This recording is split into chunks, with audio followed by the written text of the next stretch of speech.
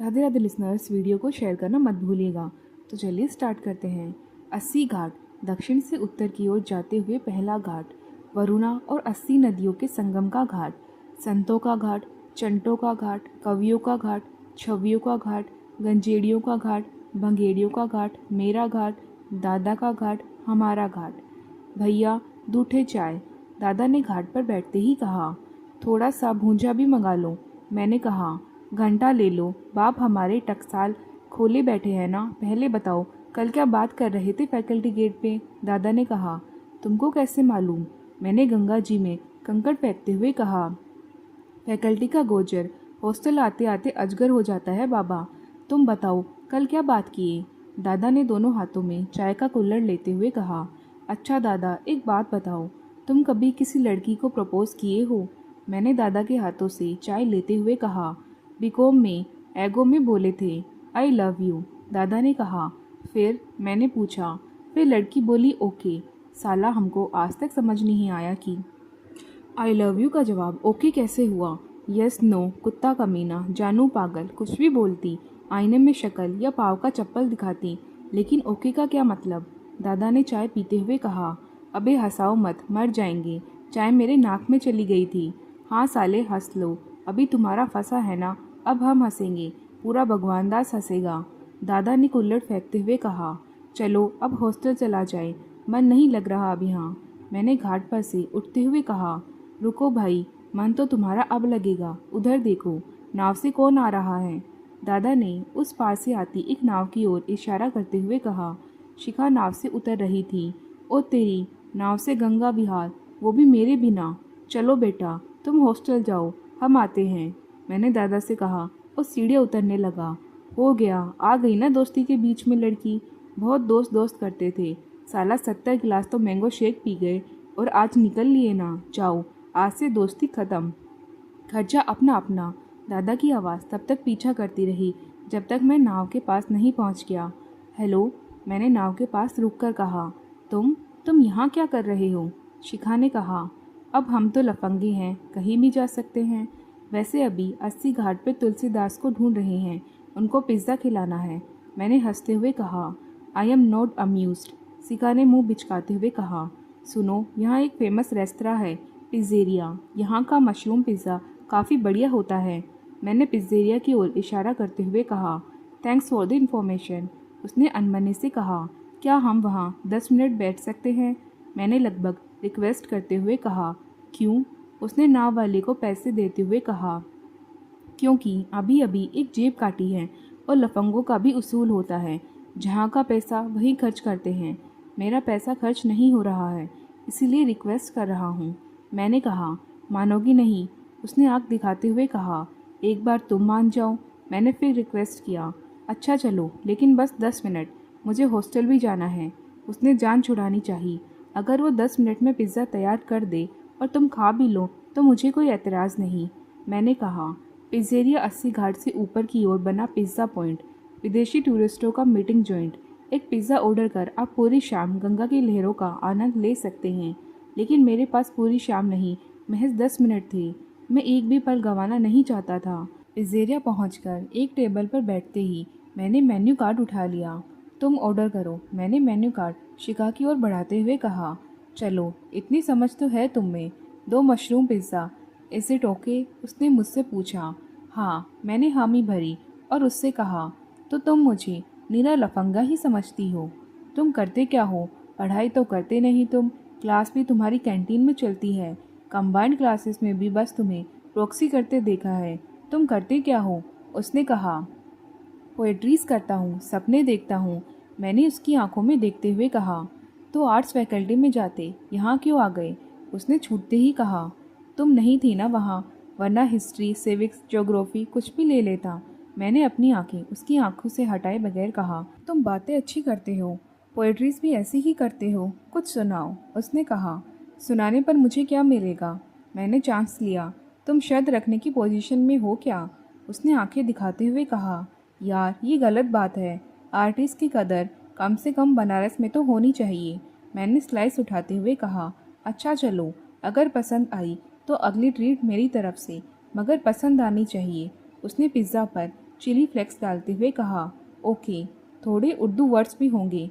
मैंने दूसरी स्लाइस ख़त्म की और बोलना शुरू किया। सुना है लोग उसे आँख भर के देखते हैं, सो उसके शहर में कुछ दिन ठहर के देखते हैं। सुना है रब्त है उसको ख़राब हालों से, सो अपने आप को बर्बाद करके देखते हैं। सुना है बोले तो बातों से फूल झड़ते हैं, ये बात है तो चलो बात करके देखते हैं। सुना है दिल को उसे तितलियाँ सताती हैं। सुना है रात को जुगनू ठहर के देखते हैं। सुना है रात से बढ़कर है काकुले उसकी। सुना है शाम को साए गुजर के देखते हैं। सुना है उसके लबों से गुलाब जलते हैं, सो हम बाहर पर इल्ज़ाम धर के देखते हैं। सुना है उसके बदन के तराश ऐसी है कि फूल अपनी कबाई कतर के देखते हैं। मैंने पोएम ख़त्म की और शिखा को देखने लगा। वो बड़े ही ज़हीन तरीके से सुन रही थी। नाइस, तुम्हारी है? उसने दोनों हाथों के बीच अपना चेहरा रखकर पूछा। नहीं, तुम्हारे लिए है, मैंने हंसते हुए कहा। You could be a good lawyer, दलील अच्छी देते हो। उसने टिश्यू पेपर से अपने होठों का किनारा साफ करते हुए कहा। You can't be a good जज, जवाब ही नहीं देती, मैंने बिल देते हुए कहा। चलो अगली ट्रीट मेरी तरफ से, डेट तुम बताना, वेन्यू मैं, उसने कहा। तुमने मेरे सवाल फिर टाल दिया। मैंने कुछ याद दिलाने की कोशिश की। You guys are such an idiot, didn't you notice that I am sitting here since half an hour, bye, take care. Shikha ने एक रहस्यमयी मुस्कान देते हुए कहा। और हाँ, स्कूल में सिविक्स होता है, कॉलेज में पॉलिटिकल साइंस कहते हैं, थोड़ी पढ़ाई भी कर लिया करो, उसने धीरे से कहा और तेज़ी से रेस्तरां से बाहर निकल गई। बिल चुकाने के बाद मैं उसकी हंसी का मतलब तलाशता रहा। उसने यह कहा है कि वो 10 मिनट कहकर आधे घंटे से बैठी है, मतलब उसे भी मेरा साथ पसंद है। उसने पोइम सुनने की ज़िद क्यों की? मगर उसने कहाँ ज़िद की थी? क्या कोई लड़की किसी भी लड़के के साथ यूं ही पिज़्ज़ा खा सकती है? उसने अगली ट्रीट की बात क्यों की? क्या वो भी मुझे मिलना चाहती है? क्या वो भी मुझे पसंद करती है? या फिर मैं भी सैटेलाइट लव का मरीज़ हो रहा हूँ? हॉस्टल आकर भी मैं पिज़्ज़ेरिया में ही था। कमरे में मन नहीं लगा तो डिस्कमैन लेकर हॉस्टल की छत पर बैठ गया, जहाँ सामने गुरटू हॉस्टल वालों से गाली सुनने का खतरा तो था, मगर मैं अकेला होना चाहता था। जो सवाल मुझे परेशान कर रहे थे उनके जवाब ढूंढने के लिए क्या शिखा भी ऐसा ही महसूस कर रही होगी? क्या वो भी अपने हॉस्टल की छत पर टहल रही होगी? उसके हॉस्टल की छत पर तो गाली गलौज का डर नहीं होगा। हमारे यहाँ ही ये सब प्रपंच है। छत पर चढ़ो नहीं कि देखते ही दूसरे हॉस्टल वाले गाली देने लगेंगे, मगर कान में ईयरफोन लगा लूँगा तो किसी की आवाज़ भी नहीं आएगी। यही सब सोचते हुए मैंने ईयरफोन कान से लगा लिया। छत पर अकेले बैठकर मुजरा सुन रही हो क्या बे? जयवर्धन ने हॉस्टल की छत पर आते ही कहा। आओ ना बैठो, मैंने जयवर्धन को आते देखकर कहा। हालांकि मैं सुन नहीं पाया उसने क्या कहा। सुन क्या रही हूँ अकेले में बैठ के? जयवर्धन ने डिस्कमैन की ईयरफोन मेरे कान से निकालते हुए कहा। मुन्नी बेगम, मैंने कहा, मतलब मुजरा। जयवर्धन ने ईयरफोन कान में लगाया और फिर निकाल दिया। मुन्नी बेगम मुजरा नहीं गज़ल गाती है, मैंने जयवर्धन को झिड़कते हुए कहा। एक ही बात है गुरु, तुमको मज़ा आता है ना, तो बस मज़ा आना चाहिए, वो ज़रूरी है। जयवर्धन की अपनी ही फिलॉसफी थी। तुमसे तो बात करना ही बेकार है, मैंने डिस्कमैन ऑफ करते हुए कहा। तो चलो फिर लंकेटिंग कर आते हैं, नहीं तो नीचे चलो, अंधेरा होने वाला है। अभी गुरटू हॉस्टल वाला भाई लोग गरियाना शुरू कर देगा। जयवर्धन ने उठते हुए कहा। बैठो ना भाई, आज कहीं जाने का मन नहीं कर रहा है, मैंने जयवर्धन का हाथ खींचते हुए कहा। क्या हो गया है गुरु तुमको? जयवर्धन ने मेरा बुखार देखते हुए पूछा। लगता है मुझे प्यार हो जाने हैं दोस्त, मैंने मुरली सर वाली हिंदी में कहा। हम ऐसे आदमी नहीं होने हैं, दोस्ती यारी तक ठीक है, लेकिन प्यार नहीं कर सकते हैं, आपको अपने विचार बदलने होंगे। जयवर्धन ने भी मुरली सर वाली हिंदी में मजाक किया। मजाक मत करो, मैंने जयवर्धन को डांटा। हमको लगा तो मजाक कर रहे हो बाबा, कहीं शिखा तो नहीं? जयवर्धन ने कहा। हाँ, मैंने कहा। अबे हम तो पूछना ही भूल गए, क्या बात हुआ था उस दिन? जयवर्धन अब आराम से बैठ गया था। आपको देखकर देखता रह गया, क्या कहूँ और कहने को क्या रह गया। मैंने आसमान देखते हुए शायराना अंदाज में कहा। दूर साला, बबुआ गए मुगल देश में, बोले मुगली बानी, आब आब कर बबुआ मर गए, खाट तले था पानी। जयवर्धन ने जवाब में कहा। इसका क्या मतलब है? मैंने आश्चर्य से पूछा। हम तुमसे शायरी का मतलब पूछे क्या साले? प्यार से पूछे कि क्या बात हुआ तो शायरी पेल रही हो, जयवर्धन ने कहा। बात कहाँ याद है, बस आँख याद है और सब भूल गए। मतलब कुछ तो याद होगा। हाँ, प्रपोज कर दिए, मैंने कहा। जियो राजा बनारस और सामने वाली पार्टी का जवाब। तुमको क्या लगता है हम रोज़ छत पर बैठ के मुन्नी बेगम सुनते हैं? अबे यही तो प्रॉब्लम है कि कोई जवाब नहीं आया, मैंने दुखी होकर कहा। मतलब काजी बेकरार है और दुल्हन फरार है। जयवर्धन ने फिर कोई मुहावरा ठोक दिया। हाँ ऐसा ही कुछ, मैंने कहा। तो मिलते रहो, टाइम दो, कुछ ना कुछ तो रिजल्ट आएगा। 3-4 बार मिल चुके हैं, अभी भी तो मिलके ही आ रहे हैं, मैंने कहा। ओह, टेलीकास्ट पहले से चल रहा है, मतलब रोशन इसी बारे में बोल रहा था। जयवर्धन ने कहा। क्या बोल रहा था, मैंने पूछा। यहीं की सूरज सीरियस है क्या, जयवर्धन ने कहा। तो तुम क्या बोले, मैंने कहा। बोले कि बहुत सीरियस है, बिलीरुबिन 13.5 है, अब की बार बचने का चांस कम है, निकल लेगा और आप भी निकल लीजिए, जयवर्धन ने हंसते हुए कहा। शाम गहराने लगी थी, बिजली भी चली गई थी। अब नीचे चलने में ही भलाई थी। गाली गलौज का प्रसारण किसी भी समय शुरू हो सकता था। बिजली जाने के बाद अक्सर आमने सामने के हॉस्टल में यह रस्म दशकों से निभाई जा रही थी। लड़कों के पास दूसरा काम न होने के कारण मन बहलाव का यह तरीका यहाँ सामान्य था। हम अब नीचे उतरने ही वाले थे कि एक आवाज़ आ ही गई। भगवान दास के बुड्ढो, कब तक पढ़ोगे? यह आवाज़ भुट्टो हॉस्टल की तरफ से आई थी। गालियों का दौर शुरू होने वाला था। बाप से होशियारी करते हो बेटा, मम्मी ने यही सिखाया है, जयवर्धन ने चिल्लाकर जवाब दिया। हाँ पापा, मम्मी पूछ रही है कब तक पढ़ेंगे, अब कुछ काम धंधा भी कीजिए। आवाज़ फिर गुट्टू से आई। बेटा अमित, काम धंधा का ही तो नतीजा है कि तुम आ गए। चलो अब कह रहे हो तो आते हैं, फिर से डोज देंगे तुम्हारी मम्मी को, जयवर्धन ने कहा और हम दोनों नीचे उतरने लगे। ये अमित कौन है भाई, जानते हो क्या, मैंने नीचे उतरते वक्त पूछा। कौन जाने, इतना कॉमन नेम है, किसी न किसी का तो होगा। भीड़ में पत्थर चलाकर मार दो, किसी न किसी अमित या संतोष या राहुल को लग ही जाएगा। अभी देखना सब चुप हो जाएगा, जयवर्धन ने कहा। तेरा टोटका तो काम कर गया बे, सचमुच सब चुप हो गए। लेकिन यार, ये रोशन को क्या प्रॉब्लम है, मैंने खुद से ही सवाल किया।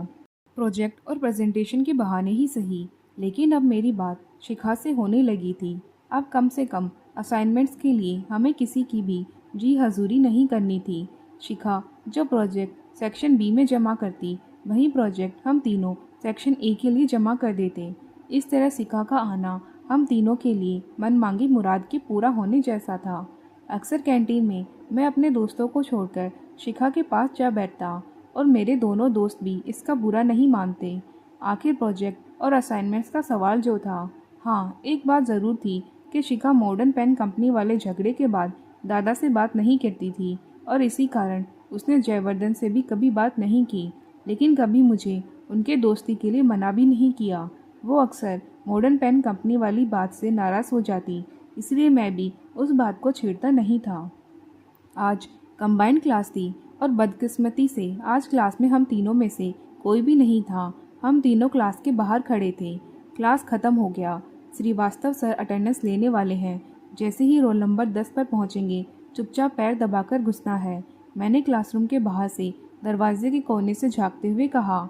सुन ना, केवल तुम घुस जाओ और तीनों का प्रॉक्सी मार देना, दादा ने आइडिया दिया। हाँ साले, पिछली क्लास में अपना नाम अनुराग बताए थे, उनको शक हो गया है, मैंने कहा। देखो अटेंडेंस शुरू हो गया है, कंबाइंड क्लास है, शिखा भी है राजा, बहुत स्टूडेंट्स हैं, शक नहीं होगा, जल्दी घुसो। यह कहते हुए दादा ने मुझे भीतर धकेल दिया। मैंने जैसे तैसे सबसे पिछली बेंच पर बैठते हुए अटेंडेंस पर ध्यान देना शुरू किया। रोल नंबर 27, यस सर, मैंने कहा। रोल नंबर 29, प्रेजेंट सर, मैंने थोड़ी हड़बड़ाहट में कहा। आपका नाम, श्रीवास्तव सर ने सिर उठाते हुए कहा। जयवर्धन शर्मा, मैंने कहा। फादर्स नेम, श्रीवास्तव सर को शक हो गया था। जी, मैंने कहा। फादर्स नेम तो जानते होंगे, यह सोचा कभी ज़रूरत नहीं पड़ेगी, सर ने मुस्कुराते हुए कहा। पूरा क्लास हंस दिया और मैं बस खड़ा था। What is your name, sir ने पूछा। सूरज, मैंने सिर झुकाए हुए ही जवाब दिया। कल तो आपने अनुराग बताया था, क्लास के बाद आप जयवर्धन और अनुराग मुझसे मेरे चैम्बर में आकर मिले, सर ने कहा। ओके सर, पर आज तो प्रेजेंट कर दीजिए, मैंने रिक्वेस्ट की। रोल नंबर 30, श्रीवास्तव सर जवाब दिए बिना आगे बढ़ गए। क्लास ख़त्म हो गई थी। बेइज्जती भी कुछ ज़्यादा हो गई थी। वो भी कंबाइंड क्लास में। पूरी क्लास जब बाहर निकल गई तब भी शिखा अपनी जगह बैठी रही। मुझे एहसास हो गया था कि मामला अब सफाई देने का नहीं रह गया है, इसीलिए धीरे से मैं उसकी तरफ बढ़ा। मेरे आने की आहट सुनकर वो अपनी सीट से उठने लगी। सुनो, आई एम सॉरी, मैंने सीधे हथियार डालते हुए कहा। तुम्हें क्लास नहीं करनी है तो मत करो, मगर पूरी क्लास की अटेंडेंस का कॉन्ट्रैक्ट क्यों लेते हो? शिखा ने बिफरते हुए कहा। अरे वो लोग भी तो मेरा अटेंडेंस बना देते हैं। मैंने कहा, दैट्स ग्रेट, मतलब एहसान चुकाया जा रहा है, बढ़िया है। एक एहसान हम पर भी कर दो, कम से कम कंबाइंड क्लास में प्रॉक्सी मत करो। शिखा आज भड़की हुई थी। I am sorry, just leave it, चाय पियोगी? मैंने उसे शांत करने की कोशिश की। Thanks but please leave me alone, उसने कहा और अकेली कैंटीन की ओर चली गई। मैं क्लास में अकेला रह गया। अभी मैं कुछ सोच पाता तब तक पिछले दरवाजे से दादा और जयवर्धन दाखिल हुए। साले, प्रॉक्सी बनाने भी नहीं आता, फंसा दिए ना, दादा ने कहा। दिमाग का बलात्कार मत करो, अभी वैसे भी मूड खराब है। मैंने दादा से कहा, साले, पिछले 3 क्लास में हम तेरा प्रॉक्सी मारे तब तो कुछ नहीं हुआ, जिगर होना चाहिए। जयवर्धन ने आते ही कहा, तो तुम ही लोग के काम से गए थे, पूरा दिन दुबे के साथ निकल गया। शुक्र मनाओ दुबे का, एक डॉक्टर को जानता है, मेडिकल सर्टिफिकेट बनवा दिया, अब एग्ज़ाम दे पाओगे। मैंने एक सांस में कहा, भोलेनाथ तुम तो राजा हिंदुस्तानी हो दोस्त। दादा जोर से चिल्लाया, विश्वनाथ मंदिर चलो, इसी बात पे शेक पिलाते हैं। जयवर्धन ने कहा, नहीं तुम लोग जाओ, हम ज़रा लंका जाएंगे, उसका मूड ख़राब हो गया है, थोड़ा टाइम देना पड़ेगा। मैंने शिखा की बात करते हुए कहा, हाँ हाँ जाओ बाबा, मूड ठीक करो, नहीं तो अभी 5 प्रोजेक्ट बाकी है, बाकी का 5 तो उसी का छापे हैं। तुम जाओ बाबा, और हमारा भी थैंक्स कह देना। और श्रीवास्तव सर की चिंता मत करना, वो भी लाला हम भी लाला, गोटी सेट कर देंगे, दादा ने हंसते हुए कहा और जयवर्धन के साथ बाइक पर बैठकर निकल गया। शाम 7 बजे उसी दिन। क्या हुआ बाबा, शर्ट वर्ट कैसे फट गया? और ये चोट कैसे लगी? कहीं एक्सीडेंट हुआ क्या? दादा ने दरवाज़ा खोलते ही कहा। नहीं बे, एक्सीडेंट नहीं, झगड़ा हो गया। मैंने पानी की बोतल मुंह से लगाई। मतलब कोई मारा? साले, किसका इतना हिम्मत हुआ बे? जयवर्धन, जयवर्धन, दादा ने आवाज़ लगाई। पता नहीं, पहचानते नहीं थे, शिखा से मिलके आ ही रहे थे, उसकी फ्रेंड मिल गई तो वो पहले ही निकल गई, हम बस आ ही रहे थे, तभी 3-4 लड़के आ गई। मैंने कहा, चल तो अभी चल के देखें किसकी माँ का दूध उफान मार रहा है। जयवर्धन वाह, कहाँ मर गया साला? दादा गुस्से में था। अब जाके क्या करेगा, कोई मिलेगा क्या वहाँ? बैठो, हम ठीक हैं, और जयवर्धन को मत बुलाओ, अंदाज भरे जाकर किसी को टोकन पकड़ा देगा। मैंने कहा, लेकिन तुम्हारा तो किसी से झगड़ा भी नहीं है, तुमसे किसी को क्या प्रॉब्लम है? दादा ने कहा, किसी को तो है। मैंने कहा, मतलब? दादा उठकर बैठ गया। मतलब धमकी दे रहे थे कि शिखा से दूर रहो, और ये कि वो शरीफ घर की लड़की है। मैंने कहा, तो तुम कौन सा डॉन का इकलौता है? दादा ने कहा, एक बात और है। मैंने कहा, क्या? दादा ने पूछा। उनमें से एक ने मेरा बटुआ छीन लिया था, मगर पैसा नहीं निकला, बस आईडी कार्ड छीन लिया। मैंने कहा, और क्या करेगा? तेरा बटुआ में पैसा था कहाँ? आज ही चेक किए थे तेरा बटुआ, चवन्नी नहीं था। दादा ने कहा, था, आज लंका जाते वक्त अंकल मिले थे। मैंने कहा, कौन से अंकल? तेरा कौन अंकल पैदा हो गया बनारस में? दादा ने कहा, तेरे पापा मिस्टर डे 2000 रुपये दिए और बोले कि अनुराग को दे देना, मैस का पैसा भर देगा। तो 2 पैसा? दादा ने हाथ आगे बढ़ाया। हम कहे ना कि था, अभी खर्च हो गया। लंका कैफ़े गए थे ना? मैंने हंसते हुए कहा, अरे भबना साले, बुजरों वाला, मेरा मैस का पैसा खा गया। ठीक थूरा है सब तुमको, बढ़िया किया है। दादा ने गुस्साते हुए कहा, लो कुछ पैसा बचा है, इसको रख लो, टिप नहीं दिए थे तो बच गया। मैंने हंसी दबाते हुए कहा, करोगे मुंह पहलाई? दादा को भी हंसी आ गई। तभी उसका फ़ोन भी बजने लगा। देखो फ़ोन बज रहा है। किसका फ़ोन है, देखो तो। मैंने दादा से कहा, हम नहीं जानते हैं किसका है, तुम खुद देख लो। दादा ने गुस्से से कहा, अरे शिखा का कॉल है, हेलो। मैंने उठाते ही कहा, तुम्हारा किसी से झगड़ा हुआ था? शिखा ने सीधे ही पूछा, किसने कहा? मैंने बात टालना चाहिए, सवाल का जवाब सवाल नहीं होता। उसने कहा, नहीं यार, बस मामूली सी बहस थी। मैंने कहा, चोट तो नहीं लगी? उसने पूछा, नहीं बस आईडी कार्ड गुम हो गया। मैंने सच्चाई छुपाई। अरे तो तुम जाकर पुलिस में कंप्लेन करो। उसने कहा, एक आईडी कार्ड के लिए पुलिस कंप्लेन कुछ ज़्यादा नहीं हो जाएगा? तुम्हारी ही भलाई के लिए कह रही हैं। लो पढ़ रहे हो, इतनी तो अकल रखो। उसने कहा, अच्छा ठीक है, कल सवेरे कर देंगे। और बताओ। मैंने बात बदलनी चाहिए। गुड नाइट, उसने कहा और फ़ोन काट दिया। फ़ोन काट दी यार, इतना लेक्चर दे दी और बात करने का टाइम आया तो गुड नाइट। मैंने उदास होकर कहा, क्या लेक्चर ले रहे थे? दादा ने पूछा। यहीं के आईडी कार्ड के लिए, पुलिस में डायरी कर दो। मैंने कहा, तो कल जाओगे थाना? दादा ने पूछा। भग साला, और भी कम है ज़माने में आईडी कार्ड के सिवा। मैंने कहा और चादर तानकर सो गया। लैपटॉप 21वीं सदी के पहले दशक की सबसे ज़रूरी और सबसे बुरी चीज़। ज़रूरी इसलिए कि बदलते वक्त के उद्धार पिता इसे टाइपराइटर के विकल्प के रूप में देखते थे। उनकी सोच यह थी कि आजकल नौकरी के लिए कंप्यूटर की जानकारी ज़रूरी है। जैसे पहले बीए, वैसे अब एमबीए की तर्ज पर ही। जैसे पहले टाइपराइटर, वैसे अब कंप्यूटर। इसीलिए हम जैसे बेटों की यही महंगी ख्वाहिश भी पूरी कर दी जाती थी। और बुरी इसलिए कि बेटा इस पर पहली चीज़ विंडो मीडिया प्लेयर चलाना ही सीखता है। वर्ड, एक्सेल और पावर पॉइंट तो समय के साथ आ ही जाते हैं। मेरे साथ पूरी तरह से यह बात सही नहीं थी।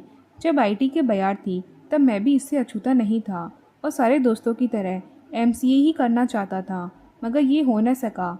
अब आलम ये है कि एमसीए नहीं, उसकी आरजू भी नहीं। मैं लो कर रहा था। हाँ, इतना ज़रूर था कि अपने दोस्तों से कंप्यूटर थोड़ा ज़्यादा जानता था। सेकंड सेमेस्टर से ठीक पहले जॉन्डिस की वजह से मुझे घर जाना पड़ा और केवल 5 पेपर ही दे पाया था। लेकिन अच्छी बात ये हुई कि इन छुट्टियों में मुझे घर से लैपटॉप मिला था। पापा ने देते वक्त बहुत सी हिदायतें दी थी और यह भी कि इस पर टाइपिंग प्रैक्टिस भी करता रहूं। मुझे पंख मिल गए थे। मैंने लगभग पूरा थर्ड सेमेस्टर फिल्में देखते निकाल दिया और अब थर्ड सेमेस्टर के एग्ज़ाम सिर पर थे। साले, पढ़ाई लिखाई तो हो गया 13-22। जब से लैपटॉप लाए हो ना, तब से तो खाली फिल्म देख रहे हो। एग्ज़ाम सिर पर है, बाकी पेपर तो निकल जाएगा, बस सीआरपीसी फंसेगा।